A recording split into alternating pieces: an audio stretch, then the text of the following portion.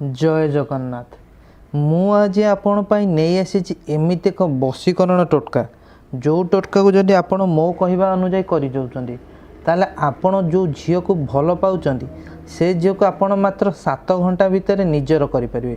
7 घंटा मध्य से झील को आपण निज बसरे करें।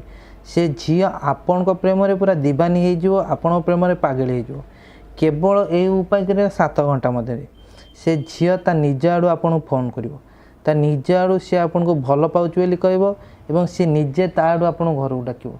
केवल जदि ये उपाय कर दउछन से झील सबुदिन पे आपन को बसरे हो जिवो आपन को प्रेम रे पूरा पागेली हबो दीवानी हबो आपन को छाड़ी गोटे मुहूर्त मध्य रही परिबो नै। दिन राति 24 घंटा आपन खयाल रहबो आपन कथा भाबिबो। ताले यही उपायटी आपन किपरि करिवे देखंतु। यही उपायटी आपन केवल मंगलवार दिन दिन 10टा रु दिन 12टा मध्य करिवे। मन रखंतु मंगलवार दिन 10 रु दिन 12 मध्य करिवे। एथिपई आपन कोन करिवे खंडे साधा कागज आनिवे गोटे पेन आनिवे एवं साधा कागज आनि साधा कागज एई मझिरे आपन सेई झीर नाम लिखिवे जहा को आपन बसर करियो चाहउचंदी। धरिनो झीर ना हला मानसी आपण प्रथम एई भली झीर नाम मझिरे लिखिदेवे। मझिरे लिखि सारी आपण कौन करेंगे यही झीर नामर 4 कड़े 4टी आप ओंग लिखिदेवे। देखु जमी बतौच देखु से भाई करेंगे ओंग लिखे। ओंग लिखि सारी आप कौन करेंगे यही सभा तले आपन को छोटियाटे मंत्र बतौ से मंत्रटी लिखे। देखु मंत्रटी है देखु त्रिंग त्रिंग त्रिंग भव वश्यं वश्यं।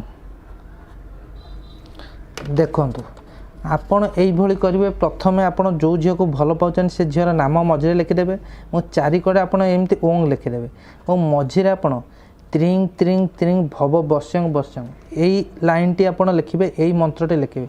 एई मंत्र लिखि सारी आपण कोन करिवे आपण एई मंत्रटी को आपण 11 थर उच्चारण करेंगे। मन रखु लिखि सारी कागज रे मंत्रटी को आप 11 थर उच्चारण करेंगे एवं जिते बड़े आप उपाय करेंगे मन रखु से झीलटीर रूप से झीलटीर चेहरा को आपण निज मन रखी यही उपायटी करेंगे। जिते बड़े यही उपायटी कर आपण से झील रूप चेहरा चालीचलन को निज मन रखी निज आखि आगे रखी यही उपायटी करेंगे एवं यही मंत्र को आपड़ कौन करेंगे 11 थर उच्चारण करेंगे। 11 थर उच्चारण कर सारी आपड़ कौन करेंगे यही कागज दिहरे आपड़ थरे मात्र फुंक मारिदेवे।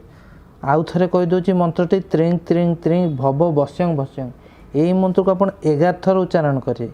कागज उपर आप थरिए फुंक मारिदेवे और थरे फुंक मारी से आप कौन करेंगे कौन एक दिआसिली साहाय्य ये कागजटी को आप संपूर्ण रूपे जालीदेवे।